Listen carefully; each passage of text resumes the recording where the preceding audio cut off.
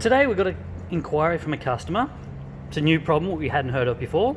Apparently when they push the Diet Coke button down and release the Diet Coke button, Diet Coke syrup, not the soda water, just the syrup by itself, still comes out through the nozzle. Now, that means that this little piston in here that you can see pushing down when you press the Coke button is depressing, but not coming back up afterwards. So, how do we fix that?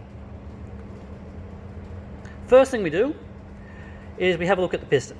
Let's remove these two screws and see what's happening.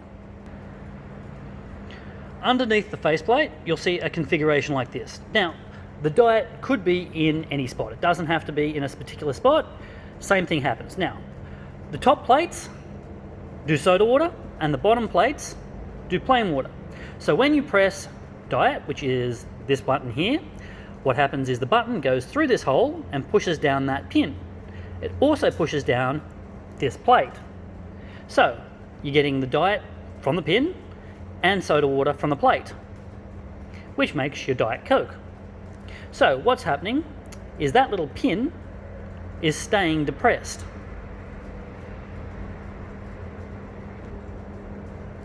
Let's remove the plates and make sure there's nothing holding it down. Once the plates are removed, you'll see something like this. Now, make sure you know which of these pins does your Diet Coke. For example, the top two pins do the cola and the lemonade, which are the top two buttons on your faceplate. The next two pins actually do the soda water. The following two are your middle buttons, in this case the T and the Q. Your next two buttons are the bottom layer of buttons, which is the G and the D. And the second from the bottom is your water. And your last two row here. Now, on a 6 flavor plate like this, aren't used. They're just sitting there doing nothing. So you can either use them for spare parts or keep them in reserve, because later on you might be able to put an extra 2 flavors on if you want to heavily modify your manifold section. But, so in this case, with the Diet on the bottom one there, this pin here is your Diet. And once again, you can see it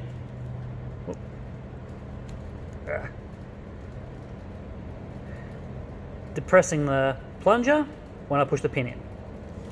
Now there's nothing there obstructing it, there's no pieces of plastic, nothing broken off, nothing at all there to suggest there's an issue from this side.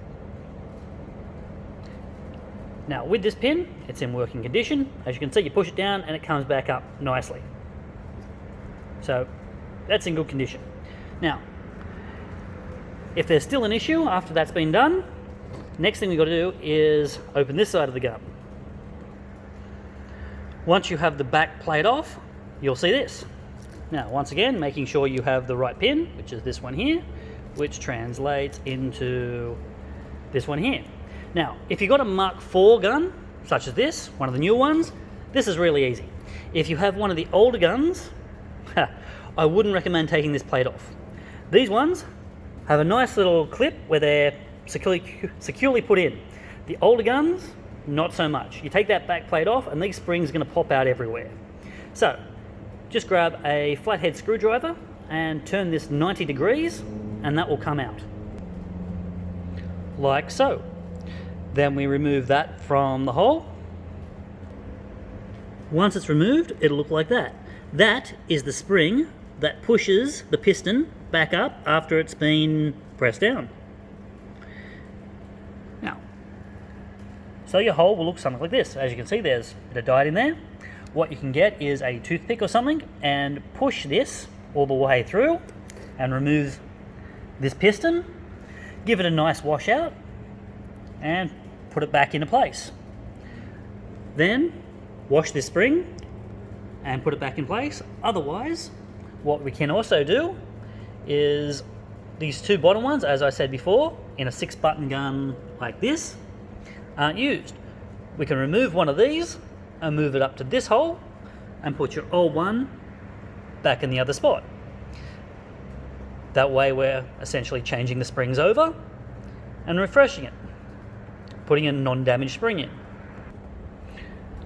Simply put it back in the same way you took it out, give it the 90-degree turn to clip it in under the rail, then put everything back together again. Once you get up to this point, I'd recommend testing it. Push it down a couple of times, make sure that piston's going down and freely coming back up again. If it is, then it's all fixed. You could even go as far as, instead of just changing the spring over, you could take the whole assembly out and put it back in. Just make sure that you're careful with the O-rings at the top.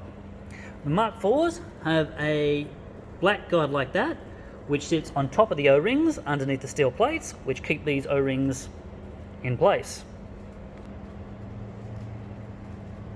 Which looks like this. From there we put the steel plates back on and the bottom plate back on. Then the steel plates go back on, followed by the buttons. And once everything's back on, you should be good. Now, before pulling this gun apart and doing any of this, I do need to stress that you need to turn your diode off. Now, the best way to do this, turn all your flavors off, is these shut-off valves. At the back, simply turn them 90 degrees, like this, and that shuts down all the syrup going to your gun. If you open this gun up with these valves turned on, you're going to get soda water, you're going to get Diet Coke, you're going to get stuff going absolutely everywhere. So definitely don't do it. Once they're turned off, just hold all the buttons down and you'll get a quick spurt. That'll take the pressure off between the manifold and the gun, and then do this process. And that's how you change out the spring in one of your flavors.